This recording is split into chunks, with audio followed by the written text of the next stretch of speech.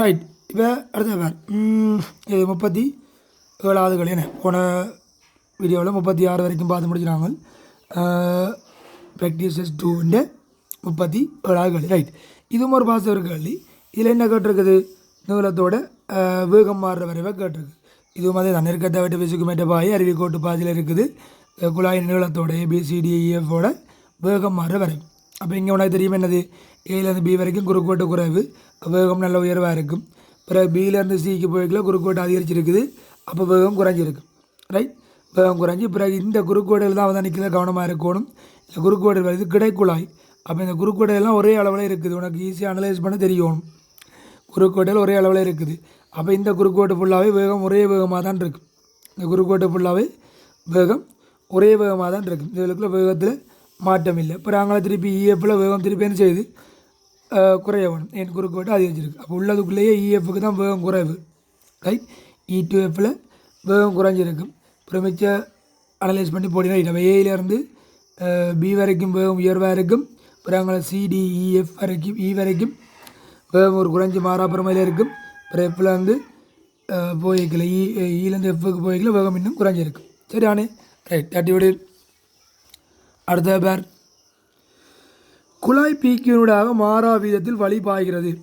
பீக்கியூடாக மாறா வீதத்தில் வழி பாய்கிறது. வழி வெளியே செல்வதற்கு ஏற்படுத்தப்பட்டுள்ள XY எனும் இரு மெல்லிய நிலைக்குத்து குழாய்களுக்கு ரைட் மேலே இரு பிங்பாங் பந்துகள். பிங்பாங் பந்துண்டா வெயிட்லெஸ்ஸான பந்துகள், என்ன பாரமற்ற பந்துகள் 40 மிதக்கின்றன.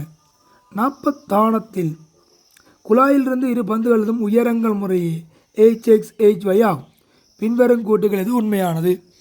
சமநிலை எண்ணிக்கைகளில் குழாயிலிருந்து பந்துக்கான தூரங்கள் HX HY. இதில் என்ன பிரச்சனை நடக்க போகுது? பாய்மம் இப்படி பாயக்கில்லை, பாய்மம் இப்படி பாயக்கில்லை. இங்கேருந்து அங்கே பாய்ஞ்சாலும் சரி, அங்கேருந்து இங்கே ஏதோ சம்திங். பாய்மம் இப்படி பாயக்கில்லை. இங்கே வேகம் குறைவு, அங்கே வேகம் கூட. அப்போ அமுக்கம் எப்படி இருக்கும்? இங்கே அமுக்கம் கூட, அங்கே அமுக்கம் குறைவு. அப்போ அந்த அமுக்கம் காரணமாகத்தான் இதுக்குள்ள தள்ள போகுது. அப்போ தள்ளிக்கல இந்த பிங்பாங் வந்து மேலே தள்ளுப்படும். அப்போ எங்கே கூட உயரத்து தள்ளுப்படும்? எக்ஸில் தான் அமுக்கம் கூட. அப்போ எக்ஸில் தான் கூட உயரத்துக்கு அந்த பந்து தள்ளுப்படும். ரைட். அது பியிலேருந்து கியூக்கு பாய்மம் பாய்ஞ்சாலும் சரி, கியூலேருந்து பிக்கு பாய்மம் பாய்ஞ்சாலும் சரி, விஷயம் ஒன்று தான். ஒரு கசிட் பண்ணிக்கோள் வடிவா. அடுத்தது ஒரு விசித்திரமான வித்தியாசமான கேள்வி உண்டு. ஐடியாவை சொல்கிறேன், ட்ரை பண்ணிக்கொள். இதில் பேர் இது காட்டப்பட்ட விஷயத்தை சொல்கிறேன். பேர் ஒரு காட்டப்பட்ட தொகுதி. இது ஒரு நீர்த்தேக்கம், நிரந்தரமான நீர்த்தேக்கம் என்றால் திரவமட்டம் இறங்காது. நிரந்தரமான நீர்த்தேக்கம். அதில் வந்து நீரை வெளியே அனுப்புறதுக்கு ஒரு ஐடியா. ஒரேடியாக நீரை வெளியே அனுப்பாமல் வேகத்தை குறைச்சி கட்டுப்படுத்தி அனுப்புறதுக்காக இதில் ஒரு பேரியல் ஒன்று வச்சுக்கிறாங்க, ஒரு சுவர் தடுப்புண்டு. ரைட். அப்போ பாய்மம் இதுக்குள்ளே வந்து பிறையில் நிரம்பி பிறாங்கால் வெளியே போகிற மாதிரி ஒரு அமைப்புண்டு. ஸ்லோவாக வெளியே போகிறதுக்காக ஒரு அமைப்புண்டு. என்ன நீரை வெளியே அனுப்புறதுக்கான ஒரு செட்டப் தந்துருக்கு. இப்போ கதை என்னென்னா, திரவமட்டத்தை இறக்கம் புறக்கணிக்கத்தக்கதுண்டா, இதுக்கு உறுதி பாய்ச்சலில் கனவு பாய்ச்சல் நடக்கணும் என்றால் இந்த உயரம் H எவ்வளோ வந்து கேட்குறேன். இந்த உயரம் எவ்வளவு? உறுதி பாய்ச்சல்னா என்ன மீனிங்? இதுக்குள்ளால் வெளியேறதும் இதுக்குள்ளால் உள்ள வாரதும் சமனாக இருக்கணும். அப்போ சிம்பிள். என்ன செய்வேன்? முதல்ல இந்த புள்ளிக்கும் இந்த புள்ளிக்கும் பேர்ன் தத்துவத்தை அப்ளை பண்ணுவேன். ரைட். இதுக்குள்ளே வாரதை கண்டுபிடிக்கணும், அதுக்கு வெளியே போகிறது சமன். அப்போ இந்த புள்ளிக்கும் பேர்ன் தத்துவம் அப்ளை பண்ணியேண்டா உனக்கு இது வளிமண்டலம் பை. ஆனால் இது வந்து pi plus H-ρg, pi plus H-ρgோட பிறகு ஹாஃப் ரோ வர்க்கம் போட்டினா ரைட். வேகத்தை காணலாம். ஓகே தானே? ரைட். அதை வச்சுக்கொண்டு இந்த இடத்துல வேகத்தை காணுவேன், வேகத்தை எழுவேன். பிறகு அதே மாதிரி இவருக்கு போடு. இந்த புள்ளி வளிமண்டலம் பை ப்ளஸ் H-ρg போட்டு இங்கே வெளியேற வேகத்தை காணுவேன். ரெண்டையும் சமப்படுத்தி விட்டிங்கன்னா சரி. Hக்கு கோவை எடுத்தேன். ரைட். H மட்டும் தான் தெரியாக்க, மிச்சம் எல்லாம் தெரியும். இப்படிலாம் நான் சொன்னது ஒரு ரை பண்ணிப்பார். ரைட். இலவான கேள்வி தான், பெரிய ரிஸ்கில் ரை பண்ணிப்பார். இதை பார், இது என்ன சின்ன விஷயம். ஆனால் இதில் என்ன பிரச்சனைனா விடைகளில் XY ஏதென்று தரையில் உனக்கு நல்லபடியாக விளங்கணும். எக்ஸில் வந்து வையை நோக்கி போய்க்கல குறுக்கோட்டு கூடுது, வேகம் குறையணும். ஆனால் எல்லா விடைகளுமே வேகம் கூடுற மாதிரி கிராஃபில் போயிருக்குது. அப்போ மாறி XY வரணும். இங்கே Y வந்து இங்கே X வரணும், இங்கே Y வந்து இங்கே X வரணும், இங்கே Y வந்து X. இப்படி தான் அதில் குறிச்சிருக்கணும். அது குறிக்காம விட்டான் XY. ரைட். உனக்கு என்ன தெரியுது? போக குறுக்குவட்டு கூடுது. எக்ஸ்லேருந்து வையை நோக்கி போய்க்கல குறுக்குவட்டு கூடுது. அப்போ வேகம் குறையும். என்ன அதுவும் நேர்மாறு பேசமன். அப்போ செங்கோண அதிபர வலையே செட் பண்ணு. சிம்பிளாக முடிச்சுவிடு. முதலாம் முறை பொருத்தம். ஏதாவது பிரச்சனை தான் கேர்ள் ஈஸியாக செட் பண்ணலாம். பெரிய ரிஸ்க்கான விஷயம் இல்லை. வழங்குத அவசியம் வேண்டு. ரைட் ரைட் இதுவும் ஒரு வாசகர் கேள்வி. இல்லை சிம்பிளாக தட்டிவிடு பார்ப்போம். பின்வரும் பௌதிக தோற்றப்பாடுகள் கருதுகள். ரைட் இல்லை ஃபினிஷிங்கை பார்ப்போம். கேள்வி வேணதை கேட்டிருக்காண்டு. கேள்வியில் கேட்கப்பட்டிருக்க விஷயம் என்னண்டா என்னதை கேட்டிருக்காங்க கேள்வியில் மேற்கூறுத்த தோற்றப்பாடுகள் எதனை பேர்னின் தேட்டத்தினால் விளக்கலாம். பேர்னுடைய தேட்டத்தினால இதை விளக்கலாம்னு கேட்டிருக்கான். போடும். இது என்ன மாதிரி இதை பார். முதலாக என்னது இரு வெவ்வேறு குறுக்குவெட்டு பரப்புகளுடைய ஒரு குழாயினூடாக நீர் பாய்தல். வையில் நீரின் கதி கிரேட் தேன் எக்ஸில் நீரின் கதி. வயில் உள்ள கதி எக்ஸை விட கூட. என்னத்துக்காக? இது தொடர்ச்சியாக சமன்பாடு. ஏவி பெருக்க மாறிலி. நெருக்கத்தோட்ட பிசுக்குமேற்ற வாய் அருவிக்கோட்டு பாய்ச்சல் உள்ள போது அறிவின் எல்லா புள்ளிகளிலும் ஏவி பெருக்கம் மாறலி. கனவு பாய்ச்சல் வீதம் மாறலி. கனவு பாய்ச்சல் வீதம் மாறலின்றது ஏவி பெருக்கம். ஏவி பெருக்கம் மாறலி. இதுக்கும் பேர்ன் தத்துவத்துக்கும் சம்மந்தம் இல்லை. குறுக்கோட்டு குறைஞ்சபடியாக வேகம் கூடியிருக்கு. That's it. அதே தான் இங்கேயும் பார். திருக்குடியிலேருந்து தண்ணி வெளியே வரைக்கும் கீழே வர வர ஒடுங்குது. ஏன் கீழே வர உயிர்ப்பீங்கில் ஆறுமுடுகள் கீழே வர வர வேகம் கூடும். வேகம் கூடனா குறுக்கோட்டு குறையும். ஏவி பெருக்கம் மாறலி. ஷுவரானு. ரைட். இந்த ஸ்பின் போலை பார். ஏற்கனவே நாங்கள் படித்த விஷயம் தான்.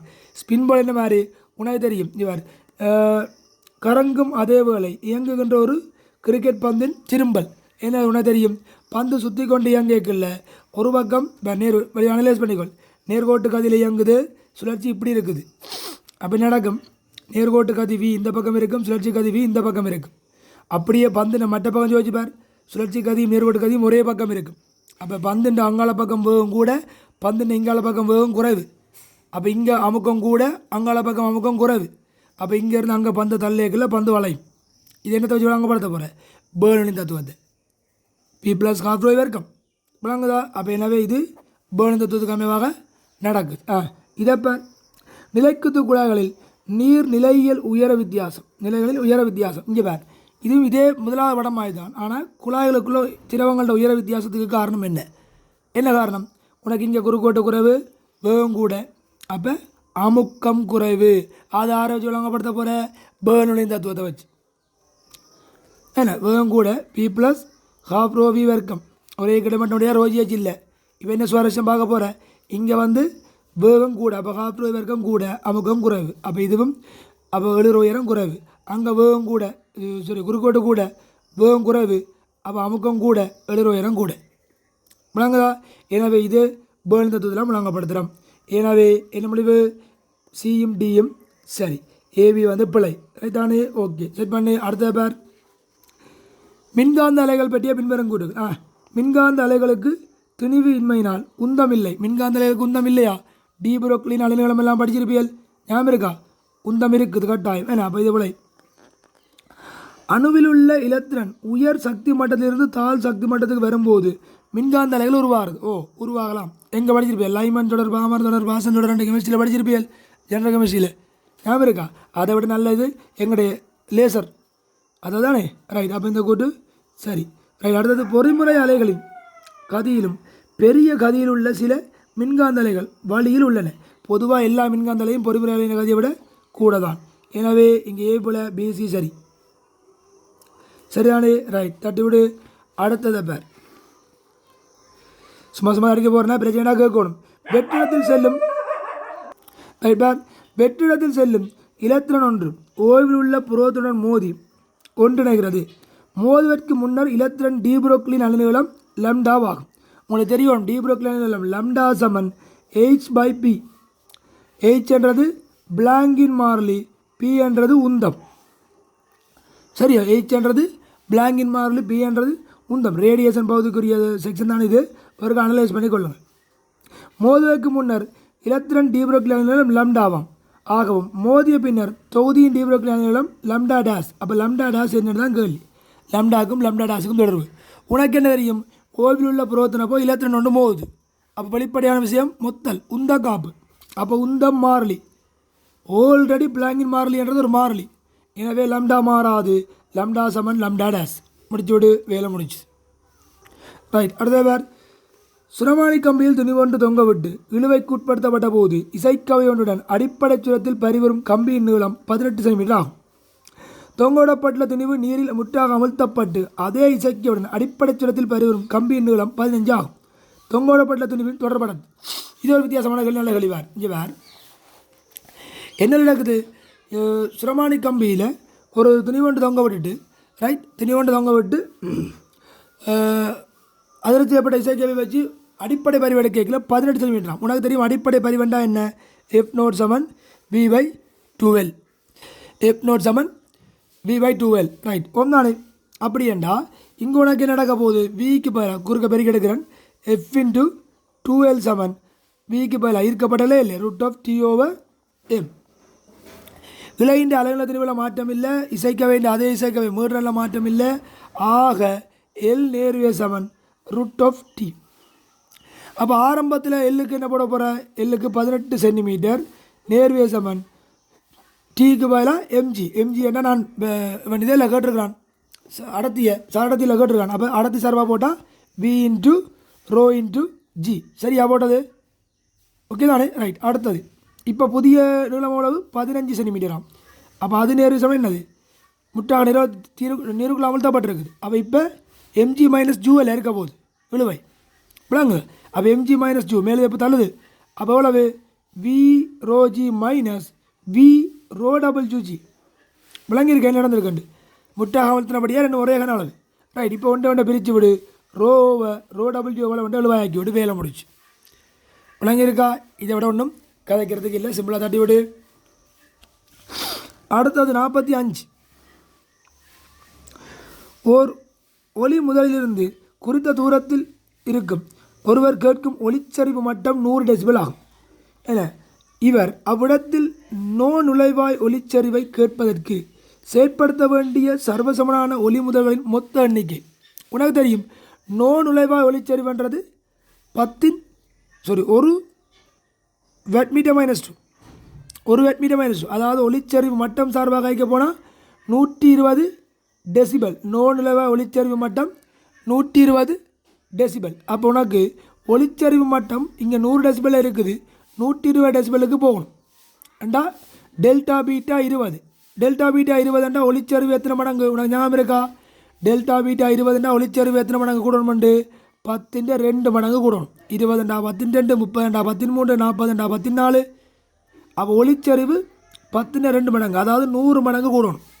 அப்போ ஆரம்பத்தில் ஒரு ஒலி முதல் உருவாக்குனது தான் 100 டெசிபல். அப்போ இப்போ 100 மடங்கு ஒலிச்சரிவு கூடணுமெண்டா என்ன செய்யணும்? இன்னும் அங்கே வைக்க சர்வசமான ஒலி முதல்களின் எண்ணிக்கை 100 இருக்க போகுது. ஓமா இல்லையா? செட் பண்ணிக்கோள். ரைட்டா. அடுத்த சுரமானி சம்பந்தப்பட்ட பின்வரும் கூட்டுகளை கருதுக. ரைட் போடு. என்னது? சுரமானி கம்பியின் மீறலை இசைக்கவின் மீறலுக்கு சமனாக கொண்டு வரும் செயற்பாட்டை சுரமானி இசைவாக்கப்படல் என அழைக்கப்படும். எனது சுரமானி கம்பியின் அந்த பாலக்கடையில் கிட்டப்பட்ட நீளத்தை மாற்றி இசைக்கவே இந்த மீறலுக்கு சமனாக கொண்டு வர அந்த செயற்பாட்டை இசைவாக்கப்படல். சுரமானி இசைவாக்கப்படல்னா அவரோட சிங் பண்ணுறது. ஓகே, அதான் அக்செப்டபிளானது தான். சுரமானியில் உருவாக்கப்படும் ஒலியானது குறுக்கு விருத்தி அலைகளாக எமது காதை வந்தடையும். வடிவ அனலைஸ் பண்ணு. சுரமானியில் உருவாக்கப்படுற ஒலி சுரமானியில் உருவாக்கப்படுறது கம்பியின் அதிர்வு, தந்தியின் அதிர்வு. கவனமாக இருக்கணும். இந்த இடங்களில் புலவடிவியல் ஸ்ட்ரக்சரில் வளமையாக கேள்வி கேட்குறோம். தந்தியின் அதிர்வு குறுக்கலை நின்றலை, அது விருத்தி அலை இல்லை. ஆனால் தந்தி வைப்ரேட் பண்ணிக்குள்ள வழியில் நெருக்கல் ஐதாக்களை உருவாக்கும். அப்போ வழியில் நெருக்கல் ஐதாக்களை உருவாக்குறதால அது காதுக்கு வந்து சேர்றது நீள்பக்கலை சவுண்டு. நெருக்கல் ஐதாக்கள் சவுண்டானே. அப்போ நீள்பக்கலை விருத்தி அலையாக இருக்கும். அப்போ குறுக்கு விருத்தி அலை என்ற கதை பிள்ளை. சரிதானே? சீக்குட்டுக்கு வா. சுரமானிலிருந்து வெளியாகும் ஒலியின் சுருதியை அதிகரிப்பதற்கு பெட்டியில் துளையிடப்பட்டுள்ளது. சுருதி அதிகரிக்கணும்னா மீடல்ல மாற்றத்தை கொண்டு வரணும். உனக்கு தெரியும் ஒலியின் இயல்புகள் சுருதி, உரப்பு, பண்பு. சுருதி அதிகரிக்கும்னா அது மீடன் தீர்மானிக்கும். மீடல் அதிகரித்தா தான் சுருதி அதிகரிக்கும். உரப்பு தான் இங்கே அதிகரிக்குது. உரப்பு தான் என்னது? சக்தி அல்லது வீச்சம். ரைட். உனக்கு சுரமானியில் துளை போட்டு வழி நிரம்ப விடுறதுக்கு காரணம் நிறைய தடவை சொல்லியிருக்கிறேன். என்னது? சக்தி, அலை விரியலாக்கம், என்ன எனர்ஜி விரியலாக்கம், அதிர்வு விரியலாக்கம் நடக்கிறதுக்காக. அதாவது உள்ள வலியும் சேர்ந்து அதிர்ந்து பெரிய சத்தமாக கேட்கும். அப்போ உரப்பை அதிகரிக்கிறதா நோக்கம். விளங்குதா? பண்புன்றது அலை வடிவம் சார்ந்தது, அல்லது மேற்றணியை பொறுத்தது.